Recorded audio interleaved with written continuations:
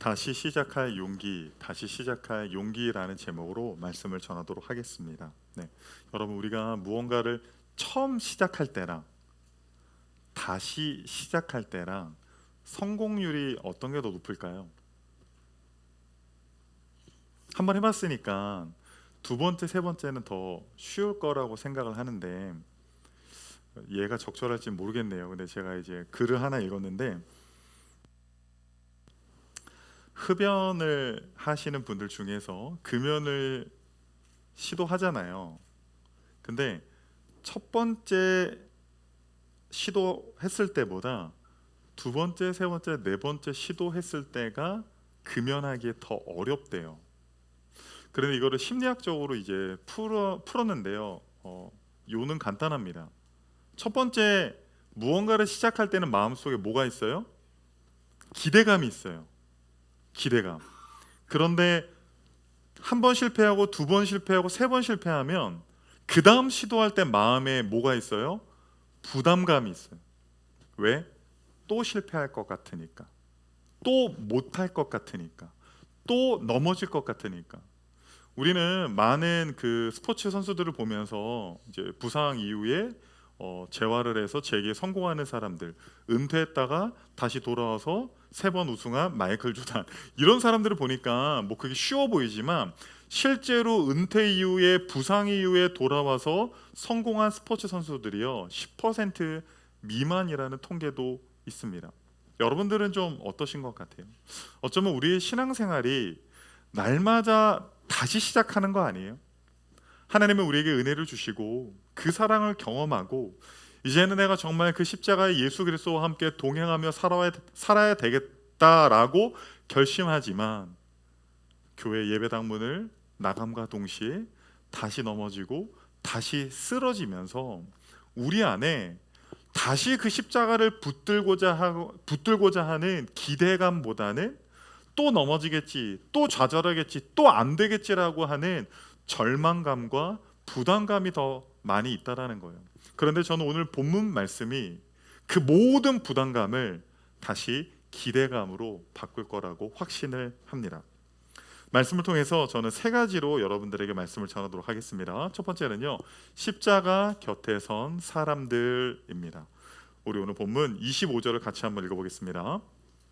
예수의 십자가 곁에는 그 어머니와 이모와 글로바의 아내 마리아와 막달라 마리아가 섰는지라. 네, 예수님이 십자가에 못 박혔습니다. 그런데 그 곁을 지킨 사람들이 누굽니까? 지금 제자들 어디 있어요?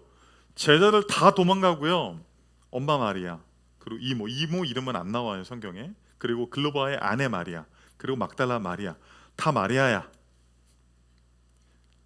당시에는 이름이요 이렇게 막 다양하지가 않았어요. 여러분 실제로요, 저는 우리나라 그 한글에 갖고 있는 위대함 중에 하나는요, 이름이 되게 다양해요. 영어는요 이름이 정해져 있어요. 정해져 있어서 그냥 그거를 딱 써야 되는 거예요. 그런데 우리는 막 변화가 되잖아요. 한 글자씩 막 이렇게 바꿔서 이게 사용할 수 있잖아요. 근데 전부 다 여자들만 있네요. 남자들 다 어디 간 거예요? 오늘날 교회도 보면 여성 신자들이 많잖아요. 신앙은 여자들이 좋은 거예요, 여자들이. 이렇게 하면 돼야 안 돼요? 좋아하시는데 우리 권사님? 아니 그 제자들 다 어디 있습니까? 제자들 지금 전부 다 도망갔어요. 메시아라고 생각했던, 구원자로 생각했던 그 예수님이 십자가에 못 박혀 돌아가시면서, 아니 이 나약한 모습, 로마 군병들에게 끌려가는 그 연약한 모습을 보면서 제자들 다 도망갔다고요. 그런데 그 제자들이 누구보다도 사랑을 많이 받은 사람들 아닙니까? 12제자만큼 예수님의 사랑을 많이 받은 사람들은 없습니다. 그런데 베드로는 예수님을 부인하고 저주하고 도망갔고요. 제자 중에 한 명인 유다라고 하는 사람 예수님을 팔아넘겼습니다. 나머지 제자도 할 말이 없어요. 전부 다 하나같이 줄행랑을 치며 도망갔습니다. 그들은 도대체 지금 어디 있는 것입니까? 예수님이 그렇게 많은 사랑을 보여주셨고 예수님께서 얼마나 그들에게, 아니 발까지 씻겨주잖아요. 얼마나 많은 기적과 사랑을 보여주셨음에도 불구하고 그들은 전부 다 도망갔다라는 거예요. 그런데 이 여인들은 도대체 왜 그 위험들을 무릅쓰고 지금 예수를 십자가에 못 박은 이유가 무엇입니까? 예수는 메시아가 아니라는 거예요. 두 강도, 지난주 설교 기억나시죠? 두 강도와 함께 십자가에 못 박으면서 이 예수는 메시아가 아니라 구원자가 아니라 이 두 강도와 똑같은 죄인이다. 정치적으로 지금 종교적으로 음해를 받는 수준이 아니라 완전히 낙인을 찍어서 이러한 예수를 쫓는 자들은 전부 다 어떻게 하겠다? 이와 같이 되겠다라고 하는 본보기를 보여주고 있는 거예요. 예수님의 제자들은 전부 다 두려웠습니다. 그래서 도망갔어요. 그런데 왜 이 여인들이라고 두렵지 않았겠어요? 왜 이 여인들이라고 무섭지 않았겠습니까? 그러나 그 십자가 곁을 끝까지 지키게 한 것은 예수님에 대한 사랑 때문이었습니다. 여러분, 신앙생활에 가장 중요한 게 무엇입니까? 기도입니까? 말씀입니까? 예배입니까? 다 중요하죠. 그런데 이걸 하는 이유가 뭐예요? 한 주간 성경 몇 장 읽으셨어요? 한 주간 기도는 얼마나 하셨어요? 한 주간 예배는 얼마나 많이 참석하셨습니까? 그거를 하는 이유가 뭐냐고요. 그걸 하는 이유가 뭐예요? 여러분, 연애 해봤어요? 연애할 때 초창기에는 일주일에 몇 번 만나요? 초창기 편지 세대예요? 편지 이렇게 펜팔에서 편지 이렇게 보내고 2주 후에 돌려받고 막 기다리고 영화에 나오는 것처럼 여러 번 만나죠. 왜 여러 번 만나요? 그 얼굴이 그 얼굴이는데 보고 싶으니까, 사랑하니까. 여러분, 우리가 성경을 읽는 이유, 기도하는 이유, 우리가 예배드리는 이유, 우리 신앙생활의 이유는, 신앙생활은 사랑생활이에요. 사랑생활. 누가 더 신앙이 좋은 줄 아세요? 30년, 40년, 50년 기도 100시간, 200시간 한 사람이 아니라 예수님을, 하나님을 가장 사랑하는 사람이 신앙생활 가장 잘하는 거예요. 가장 잘하는 거. 이 십자가 곁을 지킨 이 여인들은 왜 로마 군병들이 두렵지 않았겠습니까? 왜 이 여인들이라고 똑같이 예수와 같이 붙잡혀갈 그 공포감과 두려움이 왜 없었겠어요? 그러나 그들에게는 뭐가 있었어요? 사랑이 있었습니다. 보네포 목사님은요, 이런 말씀을 했습니다. 우리 같이 한번 읽어보겠습니다. 예수는 사람에게 배워야 할 학문을 가르치지 않고 당신 자신에게로 부르신다. 그리스도께서 한 사람을 부르실 때 예수는 그에게 요청하시는 것이다. 넌 내게로 와서 죽어라. 여러분들은 지금 이 보네포 목사님의 말씀이 어떻습니까? 듣기에 좋아요, 안 좋아요? 예수님이 지금 우리에게 말씀하시는 게 뭐라고요? 너는 내게 오라는 거예요. 십자가에 달린 그 예수 그리스도께로 오라는 겁니다. 오늘날 교회가 이렇게 혼란스럽고 교회 다니는 사람이 1000만 명이 넘음에도 불구하고 우리나라 사회 가운데 기독교 정신이 많이 쇠퇴해져 있는 이유는 무엇입니까? 많은 사람들이 교회를 오지만 교회를 오는 이유는 하나님께 복을 받기를 원하는 거예요. 하나님은 전능하시니까 뭐든지 다 하실 수 있으니까 그 하나님께 복을 받아서 내가 잘 돼서 조금 이렇게 남는 자원을 가지고 다른 사람을 돕는 정도의 삶을 사는 것을 롤모델로 이렇게 생각을 하고 있다라는 거예요. 그러나 진정한 신앙인은요, 십자가 곁을 지키는 사람이라는 거예요. 진정한 신앙인은요, 예수 그리스도와 함께 십자가에 못 박힌다 할지라도 그 예수님의 십자가 곁을 끝끝내 지키는 사람이에요. 그런데 그것이 무엇 때문에 가능하다고요? 사랑 때문에 가능하다라는 거예요. 이 광경을요, 목격한 최초의 제자가 있습니다. 그 제자는 요한이에요. 그래서 요한은 이렇게 말했습니다. 요한 1서 4장 18절입니다. 같이 읽겠습니다. 사랑 안에 두려움이 없고 온전한 사랑이 두려움을 내쫓나니 두려움에는 형벌이 있음이라. 두려워하는 자는 사랑 안에서 온전히 이루지 못하였느니라. 뭐가 두려움을 이긴다고요? 뭐가 두려움을 이긴다고요? 사랑이 두려움을 이긴다라는 거예요. 사랑이. 내가 예수를 따를 때 이러한 고통과 희생과 헌신이 필요하고, 내가 예수를 따를 때 복을 받는 것이 아니라 오히려 그 십자가 곁을 지켜야만 하는, 이 저주받은 예수 곁에서 함께 모욕을 당하는 그 자리까지 간다 할지라도 그 두려움을 이겨내는 것은 예수님에 대한 사랑이에요. 복이 아니라는 거예요. 제가 초등학교 시절에는요 이런 얘기를 간혹 들었습니다. 북한이 우리나라를 쳐들어와서, 지금 우리나라가 이겨요, 여러분. 네. 북한이 우리나라를 쳐들어와서 우리 이제 남한도 전부 다 그 공산당 빨갱이가 됐어요. 그렇게 그러면 이제 뭘 시키냐면 기독교인들을 한 줄로 세워놓고 예수님의 십자가와 그 액자, 예수님의 사진을 놓고 침 뱉고 발로 밟고 지나가라고 하면 너는 어떻게 할 거야? 그 질문을 많이 받았고 또 들은 기억이 있습니다. 그런데 여러분 이게 실화예요, 실화. 17세기 일본에는요 후미에라고 하는 제도가 있었습니다. 이것은 무엇이냐면요, 이제 서양의 선교사들이 일본에 가서 이제 복음을 전하면서 기독교인들이 생겨나면서 일본 사람들이, 일본 정부가 이 사람들을 이제 탄압하기 위해서 예수 그리스도의 얼굴이 새겨진 동판 있잖아요. 그 동판을 놓고 침을 뱉고 지나가라고 했어요. 어떻게 했을까요? 많은 사람들이 살기 위해서 그냥 침 뱉고 지나가면 살려주는 거예요. 묻지도 따지지도 않고 지금 가족의 품으로 돌아갈 수 있는 거예요. 직장으로 돌아갈 수 있는 거예요. 자기 삶의 자리로 돌아갈 수 있는 거예요. 그런데 거기서 그것을 거부하는 사람들은 어떻게 돼요? 전부 다 말할 수 없는 고통과 고문을 당하고 순교해야만 했습니다. 많은 사람들이 그 광경을 지켜보면서 예수님의 얼굴을 밟고 지나갔어요.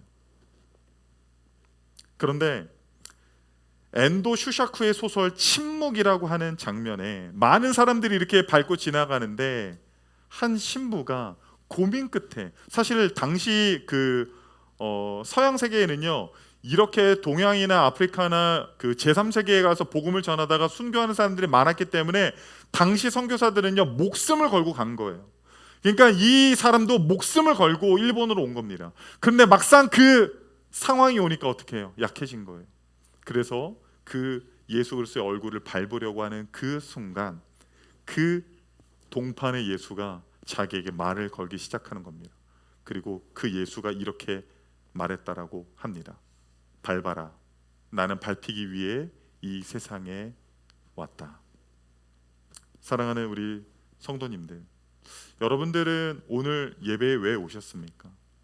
여러분들은 왜 기도하시고 왜 말씀을 보시고 왜 주님의 뜻대로 살기를 원하십니까?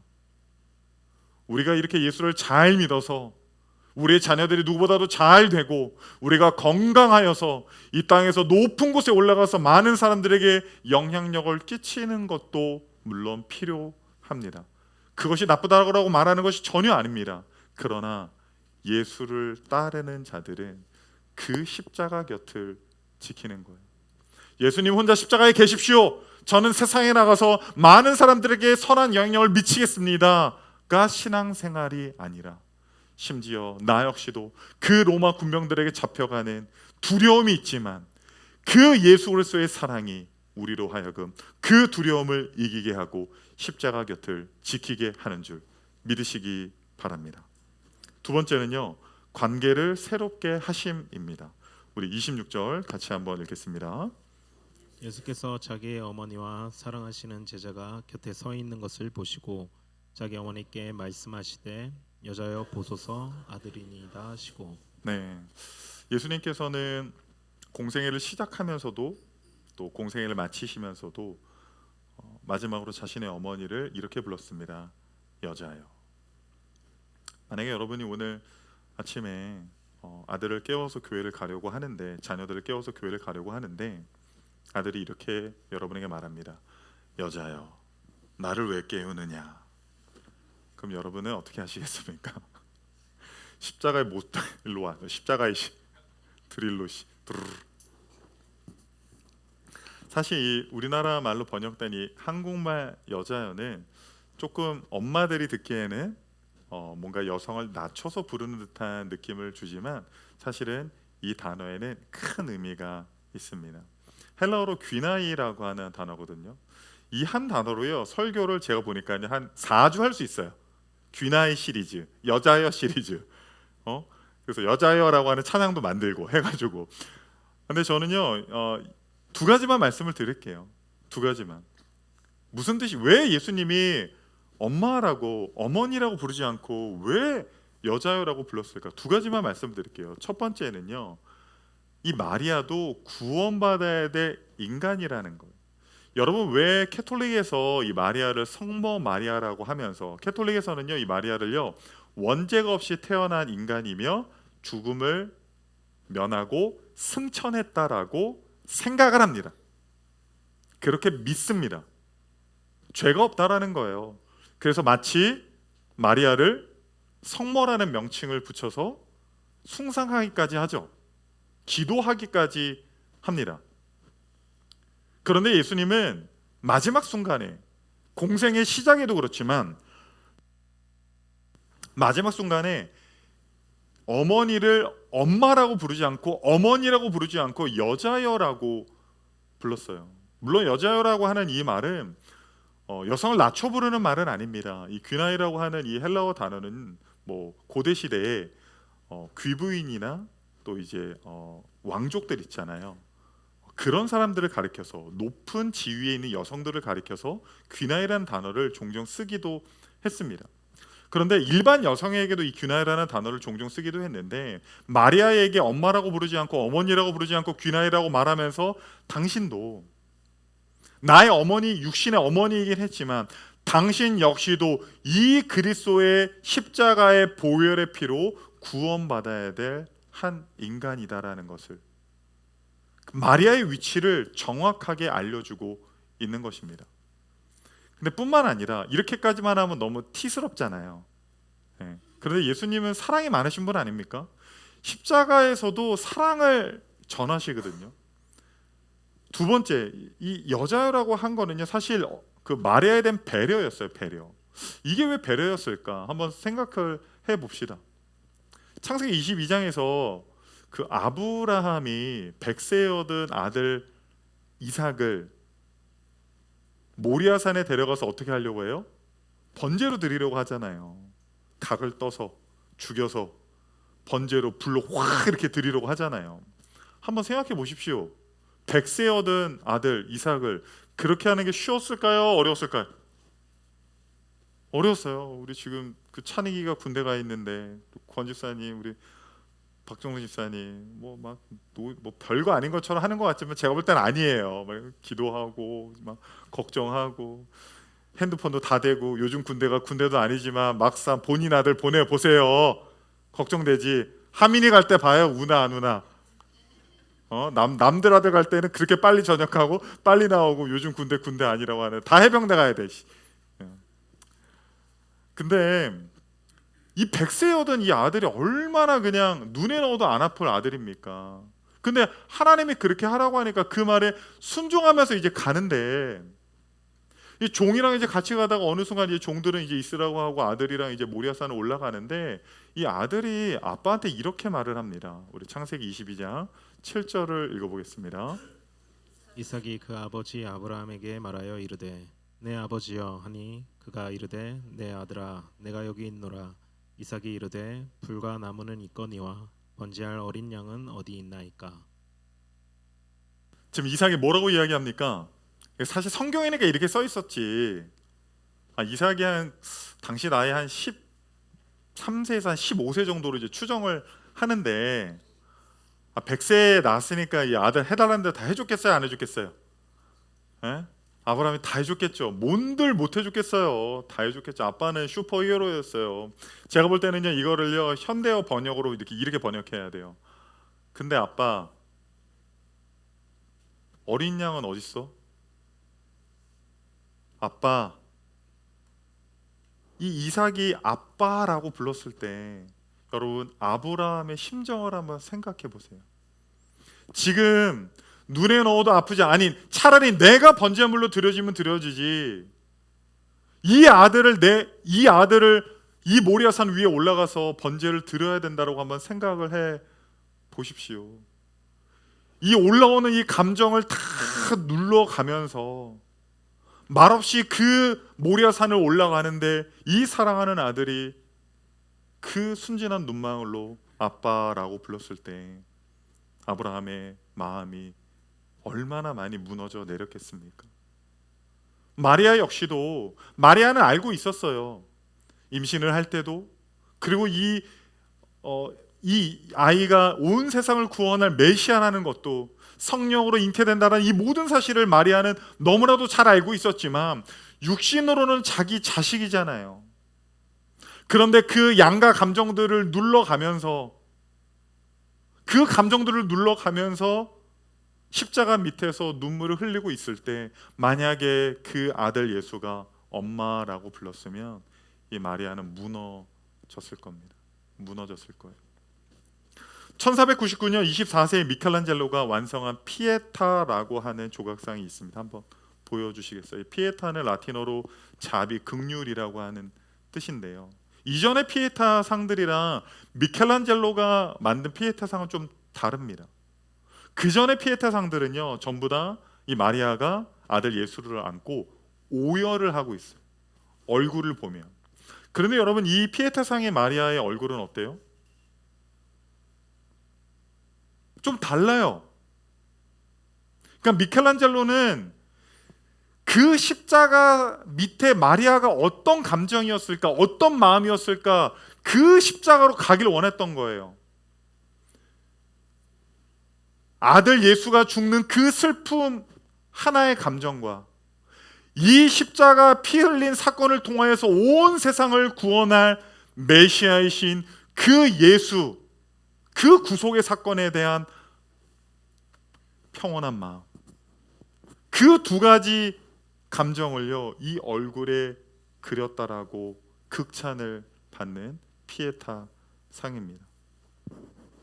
사랑하는 성도 여러분, 예수님께서는 지금 십자가에 자신의 살이 찢겨가며 피를 흘려가며 죽어가면서도 그 마리아를 배려했어요. 당신 역시도 구원받아야 돼. 나의 이 십자가 죽음이 당신에게 슬픔이 아니라 오히려 당신을 구원할 기쁨입니다. 그리고 그 여인을 어머니라고 부르지 않고 귀나이라 부르며 마지막까지 자신의 어머니를 배려하는 사랑이 많으신 그 십자가를 오늘 지고 계신 것입니다. 마지막 세 번째는요, 실패자를 다시 세우심입니다. 요한복음 19장 27절 같이 한번 읽어보겠습니다. 또 그 제자에게 이르시되 보라 내 어머니라 하신대 그때부터 그 제자가 자기 집에 모시니라. 아니, 여자들밖에 없었잖아요. 그렇죠? 온통 마리아밖에 없었거든요. 그런데 이 제자는 언제 갑자기 나타난 겁니까? 마가복음 14장 50절을 한번 읽어보겠습니다. 제자들이 다 예수를 버리고 도망하니라. 마가는 뭐라고 이야기하고 있어요? 다 버리고 도망갔다고 하는데 요한은 자기 거기 있었다라고 하죠. 원래 다 버리고 도망갔는데 요한이 자기 있었던 척 하려고 이렇게, 여러분 그렇게 생각하시면 안 돼요. 이 두 구절을 통해서 우리가 유추할 수 있는 거는요, 요한도 처음에는 도망갔어요. 다른 제자들처럼. 뭐 때문에? 두려워서. 그렇게 믿었는데 구세주를 거라고, 메시아일 거라고, 로마 군병들도 어찌할 도리가 없다라고 믿었는데 오히려 그렇게 나약하게 연약하게 끌려가시는 모습들을 보면서, 그리고 그 예수를 따르는 자들은 저와 같이 될 거라고 하는 말들을 들으면서 너무나도 두려웠습니다. 그래서 요한은 도망갔어요. 도망가서 혼자 칩거하고 있는데 갑자기 예수님 생각이 났어요. 무리를 걸어오시면서 자기에게 오시던 그 예수님, 수많은 병자들의 손을 잡아주시면서 따뜻하게 웃어주시던 예수님, 심지어 자신의 발까지도 씻어주시면서 따뜻하게 자신을 안아주시고 사랑해 주셨던 그 예수님이 생각이 났습니다.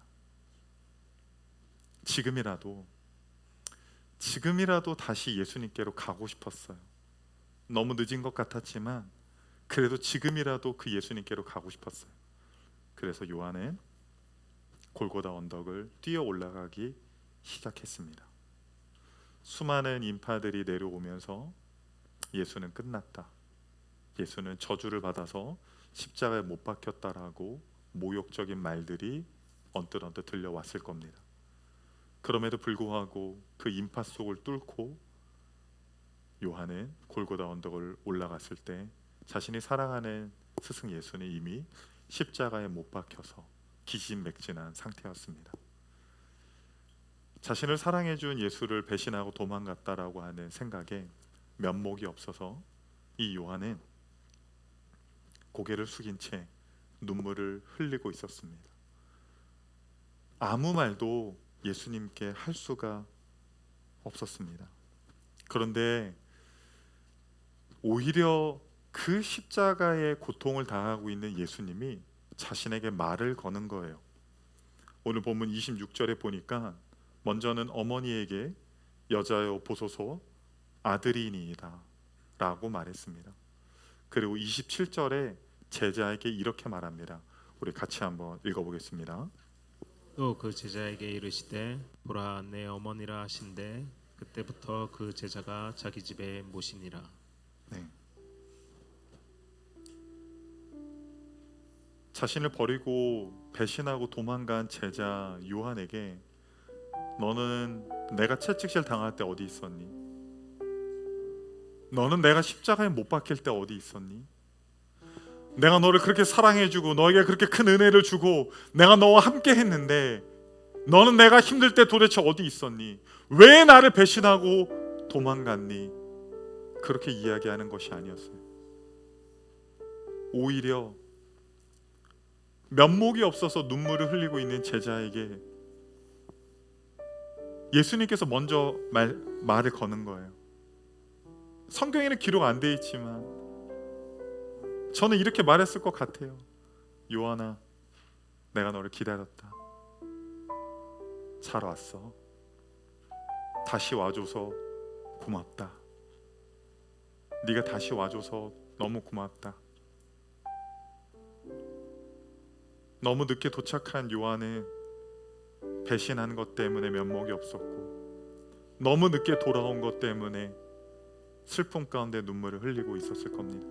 그런데 예수님은 너무나도 귀한 사명을 그 제자에게 말씀하십니다. 보라 네 어머니다. 보라 네 어머니다. 그 제자에게 배신했지만 도망갔지만 다시 돌아온 그 제자에게 너는 내 제자야. 나는 아직도 너를 신뢰해. 나는 아직도 너를 믿어. 그러니까 내가 이제 죽고 나면 내 어머니 마리아를 네가 대신 맡아주겠니?